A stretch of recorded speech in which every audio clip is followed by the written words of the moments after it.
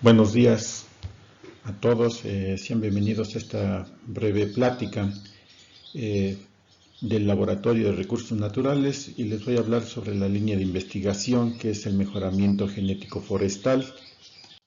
Y como podrán observar, nosotros nos encontramos en el Centro de Investigación de Genética y Ambiente de la Universidad Autónoma de Tlaxcala. Bueno, el hablar de lo que es el mejoramiento genético forestal no es exclusivamente para especies forestales, sino que también lo podemos aplicar para especies arbustivas y en este caso también las herbáceas. De hecho, también estamos trabajando con el género Lupinus, que es una leguminosa, que más adelante estaremos comentando. Pero entrando en materia en cuestiones de árboles o maderables, esto del mejoramiento genético obedece precisamente a una gran demanda de recursos maderables a nivel mundial. La FAO en el 2016, precisamente como lo marcamos aquí en esta transparencia, pues hay una gran demanda o producción de 125 millones de metros cúbicos de madera en rollo. Dado a ello, también parte de esta producción se da en plantaciones comerciales, que es alrededor de unos 100 millones de hectáreas, que eso nada más representa el 2.8% de la superficie forestal, lo cual representa el 20% de la demanda mundial. Como pueden percatarse, pues realmente es muy baja la cantidad lo que se está produciendo bajo este sistema de plantaciones comerciales. Hablando a nivel, podríamos decir ya local, a nivel estatal, cabe mencionar que desde el punto de vista forestal, nuestro estado tiene 4 regiones denominadas de la siguiente manera. Una de ellas es Tlaxco-Terrenate, Calpulalpan-Anacamilpa, región Parque Nacional La Malinche y región Centro Poniente. Las que están bajo manejo precisamente son las dos primeras, aunque desde el punto de vista personal, Parque Nacional La Malinche pudiera también tener ese potencial, pero bajo términos, digamos, legales no se puede hacer este aprovechamiento, aunque en realidad ya tiene un programa de manejo, pero prácticamente es para lo que es su conservación. Bueno, dentro de los proyectos en los que estamos participando y que son proyectos que están vigentes en colaboración con otras universidades o centros de investigación, uno de ellos es el establecimiento de huertos semilleros asexuales regionales y ensayos de progenie de Pinus pátula para la valoración genética de los progenitores. Este proyecto tiene una duración de 5 años y el otro proyecto es impacto del cambio climático en la adaptación y crecimiento de los árboles. Bueno, con respecto a lo que es el proyecto de Pinus pátula, es un proyecto de mejoramiento genético y esto se llevará o se está llevando a cabo en dos fases, la parte de investigación y la parte operativa. La primera consiste en la evaluación de los progenitores a través de los ensayos de progenie. La parte operativa consiste en la propagación del material seleccionado, material que en rodales naturales consistió en la selección de individuos con características deseables como lo que es rectitud de fuste, calidad de copa, libres de plagas y enfermedades. Y algo muy importante que nosotros hacemos o consideramos es la separación de individuos en los rodales para evitar problemas de parentesco posterior a ello. Bueno, una vez de que se seleccionaron, se obtuvo lo que es el germoplasma, se hizo el beneficio en el laboratorio y ahí mismo también se determinaron algunas características que son útiles en su momento para evaluar algunos individuos, como lo que es el índice de endogamia, el potencial reproductivo de estos árboles. Bueno, también se recolectó o ya se inició la recolecta de lo que son las púas para hacer la multiplicación clonal. Una vez de que ya se tienen estos individuos, se llevan a campo y en el momento cuando tengan la edad, se estarán seleccionando los mejores individuos para hacer lo que se le llama un aclareo. Una vez de que ya se tengan, digamos, árboles adultos, y en este caso con los estróbilos potenciales para llevar a cabo lo que se llaman cruzas, se podrán hacer diferentes pruebas genéticas. Dentro de lo que son los ensayos de progenie, se determinará como lo que es la heredabilidad, la ganancia genética, y dentro de lo que se le llama el huerto clonal, ya con las estructuras reproductivas y posterior a ello con el germoplasma, podríamos estimar otras variables genéticas. El otro proyecto de investigación en el cual estamos colaborando, que es el de impacto del cambio climático en adaptación y crecimiento de los árboles. Una de las especies que se están analizando es Pinus hartegi en diferentes zonas, o en este caso diferentes montañas, a donde se localiza o es el hábitat de esta especie.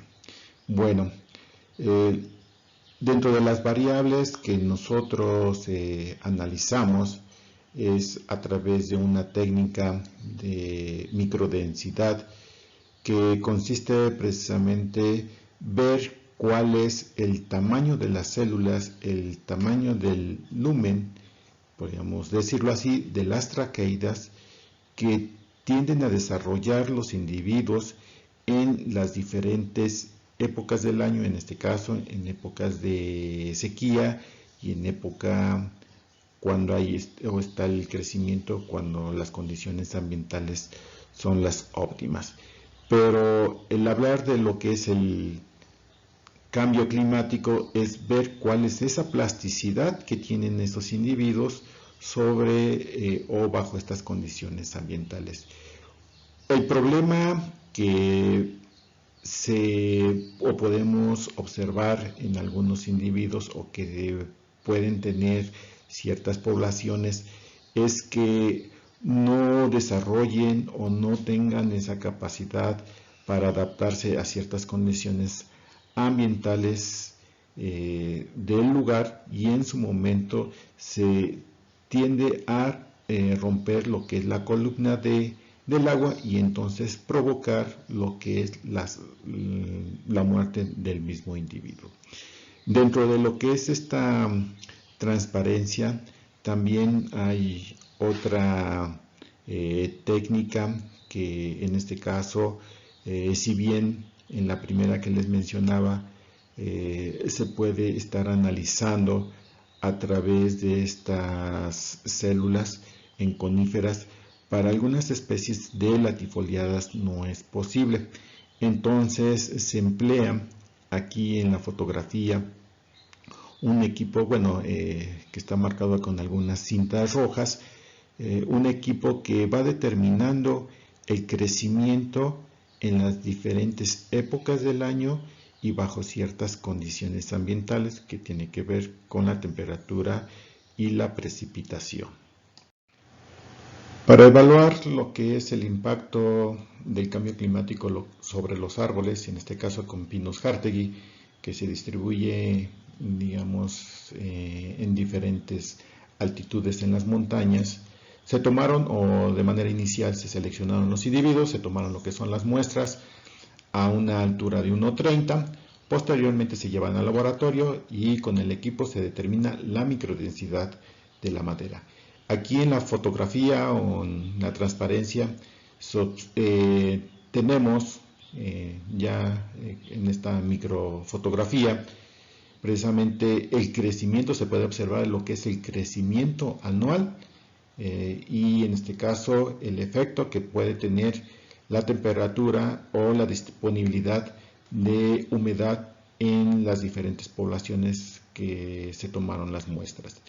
Bueno, esta gráfica es de resultado de una doctora que precisamente se encuentra allí en Francia, donde nos apoyan con el análisis de este material, la doctora Margarita, donde precisamente ella trabaja con Larix deciduus, otra conífera, que precisamente se obtiene o reporta las normas de reacción y es lo que nosotros vamos a obtener, y donde se observa la plasticidad fenotípica que tienen los individuos ante los cambios climáticos. En este caso se toman o se recolectan materiales de información o base de datos de temperatura y humedad en las diferentes estaciones que nos pueden apoyar con esta información, y hacemos una correlación con este tamaño de los anillos o de las células. Hasta el momento se han recolectado 2 especies, al menos en coníferas aquí en México, que es Pinus hartegi y Pinus ocarpa. En Hartegui se ha recolectado en Malinche, Cofre de Perote, Pico de Orizaba, Tacaná en Chiapas, en el Nevado de Toluca y en el Clavo. Con respecto a Pinus ocarpa, se ha recolectado hasta el momento en Chiapas. Otro de los proyectos de investigación que se están desarrollando aquí en el Laboratorio de Recursos Naturales es el de evaluación de domesticación de lupinos en el estado de Tlaxcala, junto con estudiantes de licenciatura y de maestría. El género Lupinus forma parte de este grupo de plantas que es muy grande, que son las leguminosas, que a nivel mundial se han reportado 727 géneros y 19.325 especies, y cada vez con la investigación se han reportado, va aumentando este número. Bueno, este grupo de plantas es de gran importancia porque a través de la historia se ha reportado que ha sido útil para el ser humano como remedios medicinales, para su misma alimentación, y que ha sido utilizado precisamente para la producción animal. También muchas especies, como una de ellas es el lupinus, se utiliza de forma ornamental. Y también muchas de estas especies de leguminosas se utilizan para lo que son la restauración. En México, hablando de este grupo, tiene alrededor de 139, o se ha reportado hasta el momento 139 géneros, con 1850 especies. El interés de querer trabajar con el género Lupinus es porque queremos abatir o disminuir la problemática que se tiene a nivel mundial, que es disminuir y poner fin al hambre, y que de hecho es parte del objetivo 2 de la Agenda 2030, y como dice, lograr la seguridad alimentaria y mejora de la nutrición y promover la agricultura sostenible. El género, como habíamos comentado, tiene ciertas características como leguminosa, y una de ellas es que tiene un alto porcentaje de proteína. Hay documentos del género, y en este caso con Lupinus campestris, que llega a tener de alrededor del 32 al 48%. Muchas de estas especies del género es utilizada para lo que es restauración ecológica, ya que se utiliza como planta nodriza para otras especies. Otra de las virtudes que tiene el género es que ayuda a la mejora del suelo, porque a través de sus raíces y en el cual exuda ciertas sustancias, mejora lo que son las propiedades tanto físicas como químicas. Las investigaciones actualmente están enfocadas mucho desde el punto de vista molecular para definir algunas confusiones taxonómicas. Se reportan que hay alrededor de unas 200 y 500 especies. Como podrán notar, hay una gran variación en cuanto a la especificidad de los reportes. Y precisamente esta variación se debe a la similitud morfológica.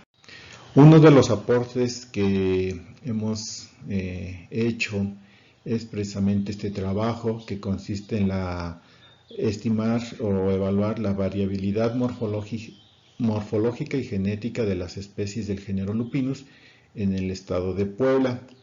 Se trabajó en este caso con 3 especies, que es Lupinus campestris, Lupinus exaltatus y Lupinus montanus, en diferentes poblaciones. Cuando se recolectó había ciertas dudas precisamente por la similitud morfológica, pero a través de este análisis molecular nos ayudó a definir las poblaciones. En el caso de Lupinus campestris y Lupinus exaltatus, hay una población que hay una cierta, digamos, similitud morfológica y también molecular, lo cual podríamos creer que hay una hibridación entre las poblaciones. Como parte del proceso de domesticación del género, en este caso con Lupinus campestris, se está desarrollando este trabajo titulado como variación morfológica y reproductiva de las 9 poblaciones naturales de Lupinus campestris. Esto con estudiantes de licenciatura y de maestría.